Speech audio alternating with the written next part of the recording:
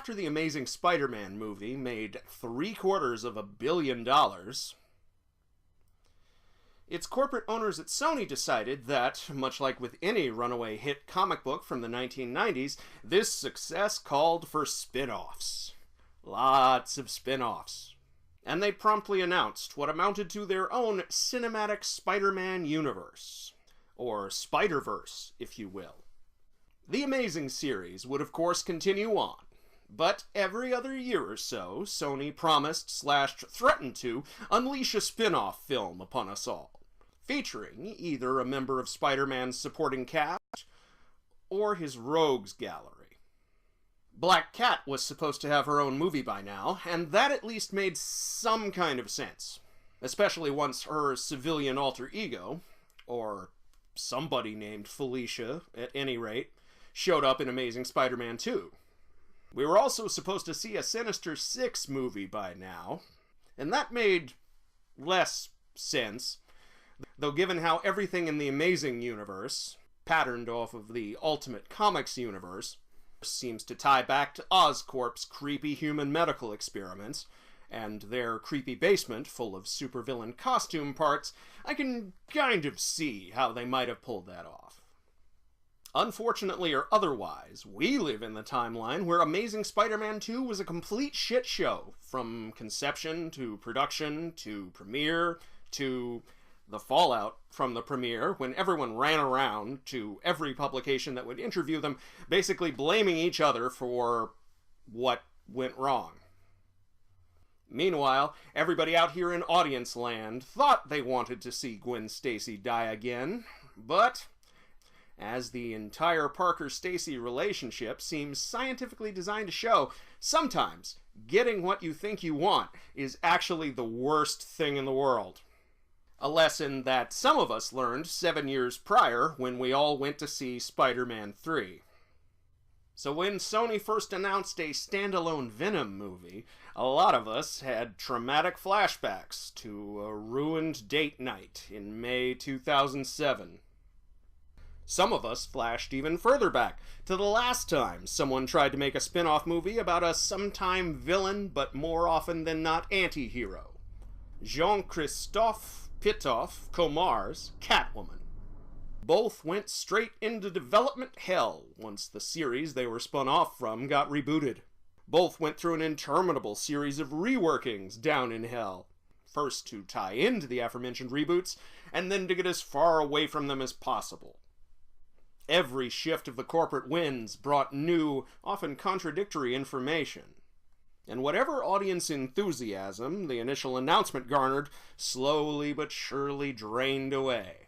A general sense of, they're still going ahead with that damn thing? Why? What the fuck, Sony? Took hold. And Venom became 2018's designated...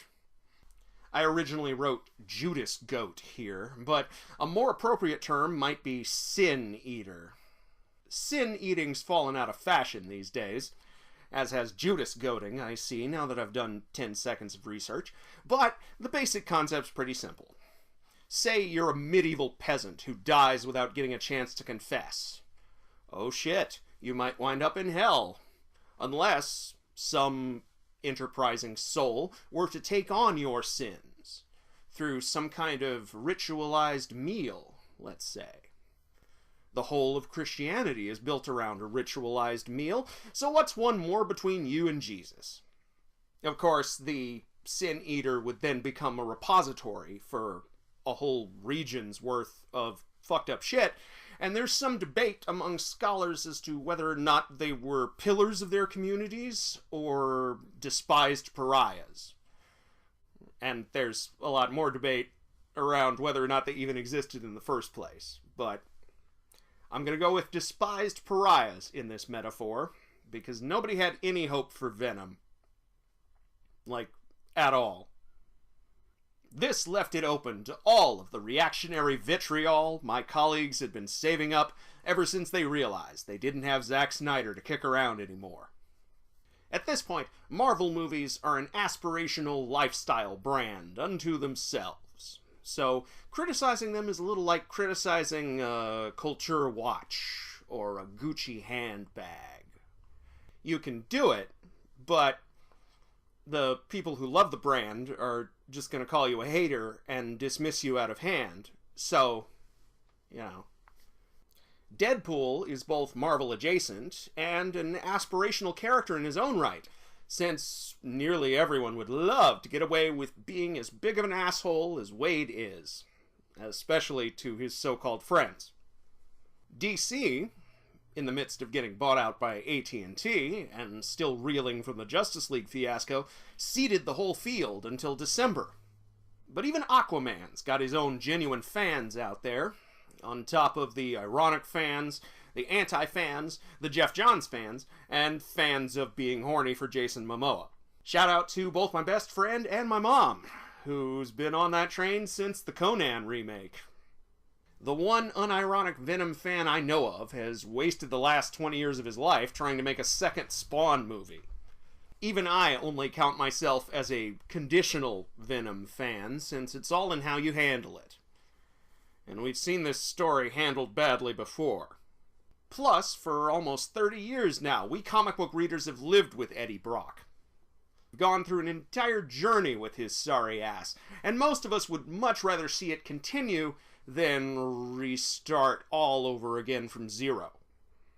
And yet, some of us wondered, what would a Venom story look like without a Spider-Man? What exactly is the anti-Peter Parker story? Venom's original creators, Todd McFarlane and Dave Michelin, gave kind of, sort of, one answer, mostly reversing or inverting Uncle Ben's famous dictum. So, with no power comes no responsibility. I think that's kind of what Sam Raimi et al. Were trying to get at with Topher Grace and his Venom. But, yeah, results may vary. And besides, with no power comes no responsibility is the cry of the self-obsessed dickhead, whose protective bubble of narcissism has got rudely punctured by reality. We're all kind of self-obsessed dickheads now, especially if the internet has broken our brains. So what really sets Venom apart from the rest of us, beyond the toothy grin and the prehensile tongue? Well, the film answers, he's a crusading reporter, similar to what Peter Parker could be if the movies that feature him ever allowed him to escape the purgatory of adolescence. Eddie Brock begins the movie hosting, har har, the Brock Report, his one-man show on the MNBN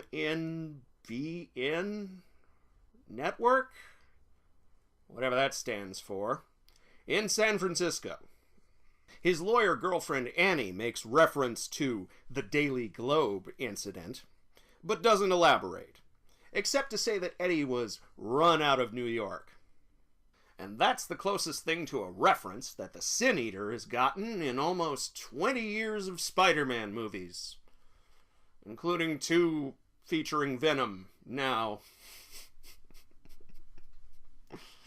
My God, has it been so long?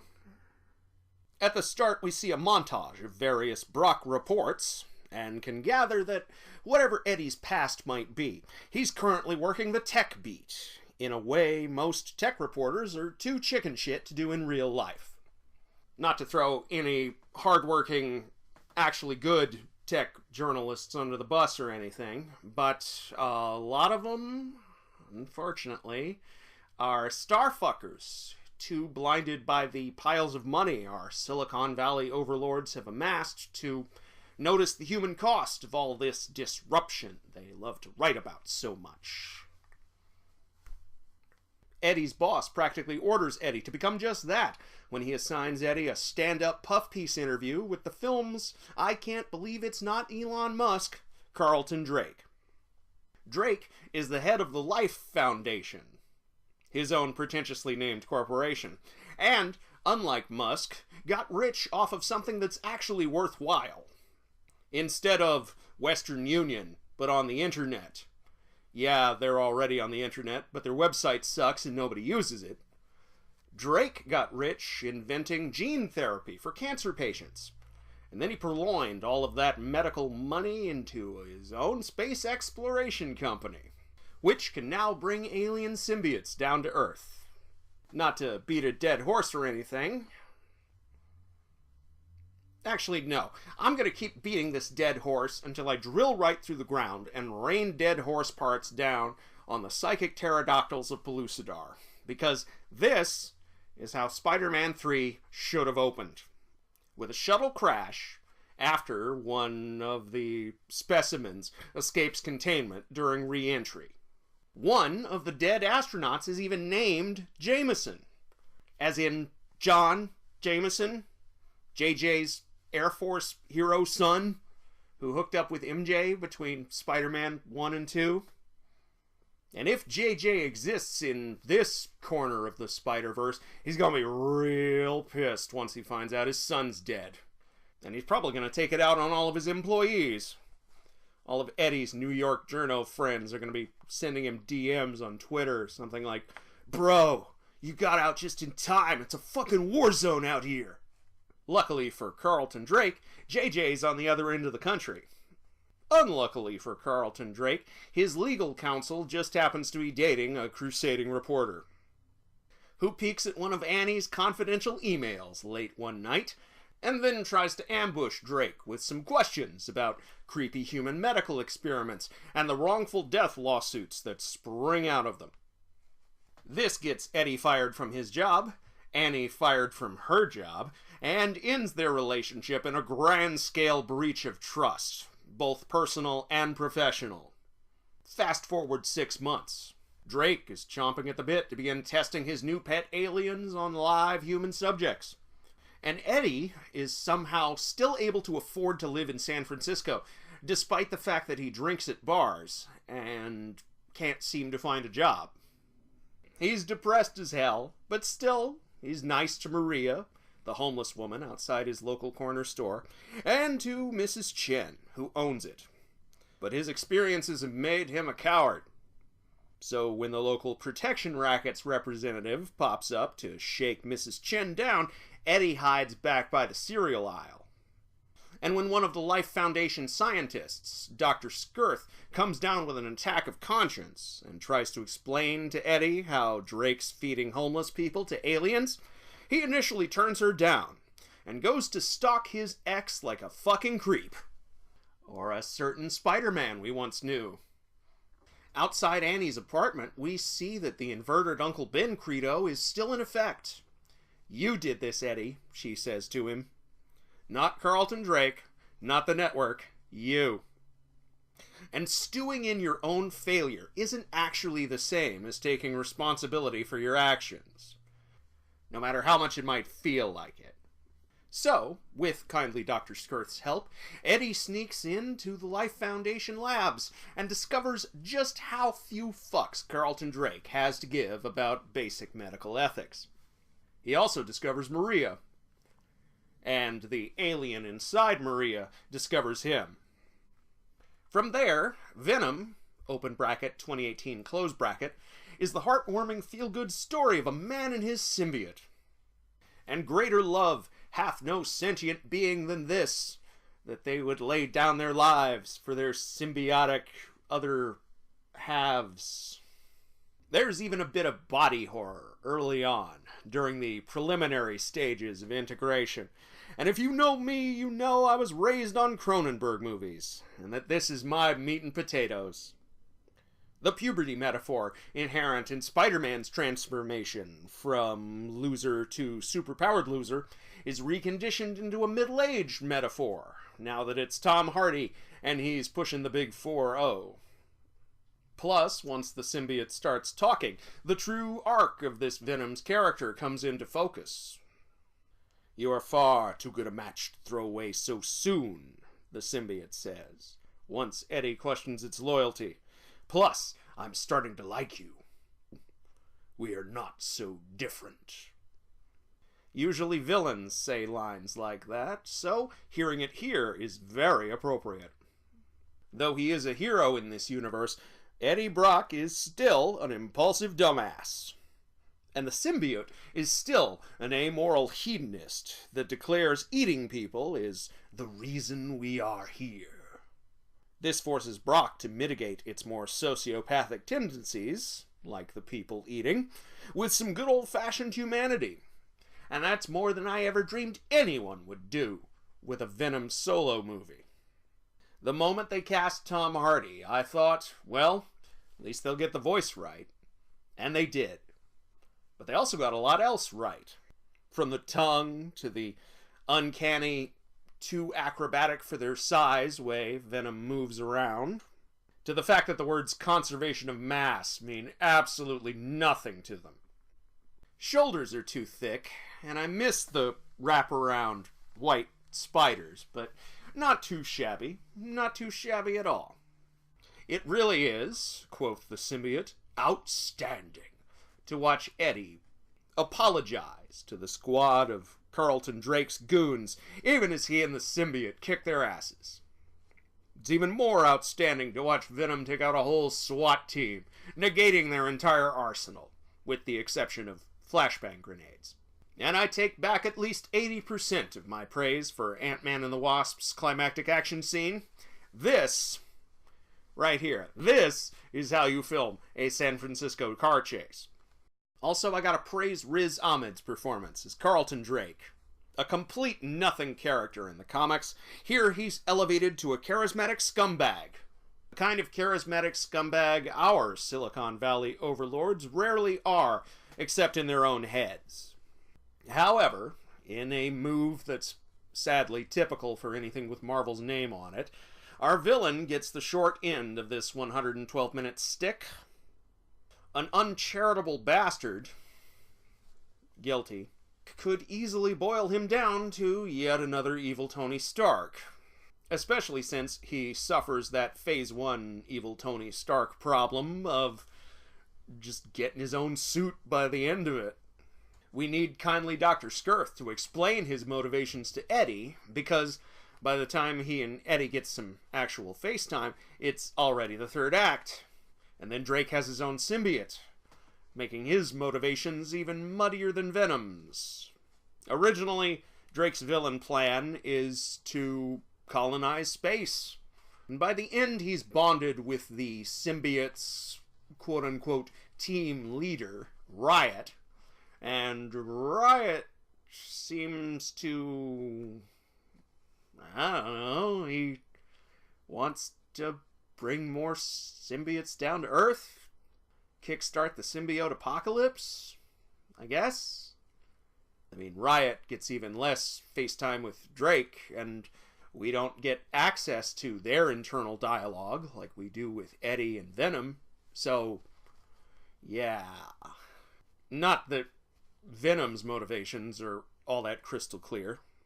You are a loser, Eddie, the symbiote says near the start of Act 2, when it reveals that it's part of what we might call an advanced recon team. Then, near the start of Act 3, it confesses that, on my world, I'm kind of a loser too. And that's it. That's all we get, really. I mean, does Planet Symbiote shoot all of its losers into space? It'd be an interesting inversion of our civilization's, only the best and brightest kind of posturing, but since we don't know jack shit about symbiote civilization, assuming there even is such a thing, it's really kind of hard to feel this sentiment on any real level, Their entire reconciliation scene smacks of additional dialogue anyway. Recorded after test audiences brought this issue up, and it was too late to do much more than paper over this pretty big-ass hole in our protagonist's motivations. Speaking of which, poor Annie, god damn it, at least she didn't marry him this time. That's one up on her predecessor, but still, I got a serious Wendy Moira Angela Darling vibe off of her. And the schoolgirl skirt they put her in Act 3 doesn't help. I'm with Eddie, actually. I prefer the suit. And The other suit, yes. She's the adult in the relationship from frame one, managing her Peter Pan's little oopsies, and eventually both pulling him apart from, and then reuniting him with, his shadow. She could have been a crusading lawyer, and spent those 6 months investigating why she got fired for something her dumbass boyfriend did. But no. Instead, she drops it until her ex shows up to ruin one of her dates with her new doctor boyfriend, looking like he's on the bad end of a mushroom trip and biting the heads off of live lobsters right out of the tank. Take that, Jordan Peterson fans. The crusading lawyers at Nelson, Murdoch, and Page would be very disappointed in you, Annie. But then again, they've probably been snapped out of existence, so fuck them, right?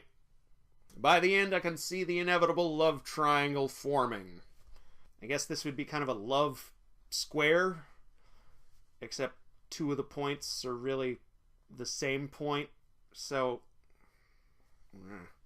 I'm getting visions of a horrible future where the already greenlit Venom 2 has a B-plot that's basically just my super ex-boyfriend. Hopefully Professor Bedlam can show up to give Dr. Boyfriend some pointers on how to deal with this whole situation before it escalates too far. Or maybe Dr. Boyfriend will become, I don't know, Toxin or somebody. Woody Harrelson's apparently going to be Carnage, which, okay, whatever. Natural born killer got a naturally born, I guess. I don't want to prejudge. I mean, everybody prejudged this, and it turned out to be actually okay. Like, better than it has any right to be, that's for damn sure. Even if the final fight between Venom and the symbiote-possessed Drake is both too short and kinda lame. It's a textbook example of all the criticisms both I and my civilian colleagues launch at these climactic superhero movie fight scenes. The civvies can rightly, and did rightly, dismiss this as 2 nearly identical CGI blobs punching each other ineffectually. Shout out to Annie for figuring out an actual solution. Meanwhile, I'm over here getting pissed at how easy it is for these 2 to rip each other's symbiotes off so that both actors can get some climactic action scene FaceTime. It's a problem we've had ever since Spider-Man 1, and nobody seems interested in actually addressing it. Even when the masks are literally attached at the molecular level, these movie heroes just can't resist whipping them off. Still, on the whole, I found Venom as enjoyable as pretty much any Marvel origin story movie. Decidedly middle of the road. It does its job and doesn't overstay its welcome, so, you know, golf clap for everyone involved. Which means I'm not really going to be able to discuss it with anyone outside of my immediate, in-real-life friend group. Its fans will dismiss me for being insufficiently triumphant in my praise and consider any comparison to that other Marvel universe to be just the worst insult. And my civilian colleagues will dismiss me for giving it the time of day at all. They gave this movie 0 credit, either before or after it came out, because, well, let's face it, they've got deadlines. So everyone settled on their Catwoman comparisons at least 6 months in advance. And they'd be damned if they were going to let this film change their minds. Shit, at that point, they had pieces to file, and they had editors to deal with. Dumb motherfuckers who don't even know what a comma splice is, and you're gonna, ruin your article anyway with some clickbaity headline that you have no input in whatsoever. But as someone who has seen Pitoff's Catwoman more times than a sane person reasonably should, let me tell you, this ain't it, Chief. If this were the Catwoman of 2018, then Venom, rather than being an alien symbiote, would have been some aspect of Ananse, the spider god, god of stories and the knowledge thereof, and thus patron deity of all canon pedants everywhere. And instead of a crusading reporter, Eddie would have been... what's the stereotypical dude equivalent of concept artist at a makeup company? Like, you have to have the right mix of frustrated ambition and gendered expectations. Like, ooh, he would have been the press officer for the 49ers, say. Carlton Drake would have been the team owner, of course. I don't know, coming up with a new type of helmet that gave even more people concussions or something. No, wait, no. He would have been about to sell out to Vince McMahon and turn the whole franchise into an XFL franchise. Ooh, now we're cooking. Shit, I kind of want to watch this movie now. Except, of course, I could just watch Pitoff's Catwoman again, but no, not going to do that. We've had a superior Catwoman since. I guess I could just watch Dark Knight Rises again. Yeah. So yeah, meh. It's alright. 3 out of 5. Hope the sequel doesn't suck. And I'll see you all back here in 2 years or so, when there will apparently be carnage. Though I gotta say, Eddie, Venom, it's really bad form leaving a headless body on the nice corner store lady's floor. You better hope that guy was just a free agent, because if he was, you know, representing anybody with clout, you just brought a whole world of shit down on poor Mrs. Chin's head.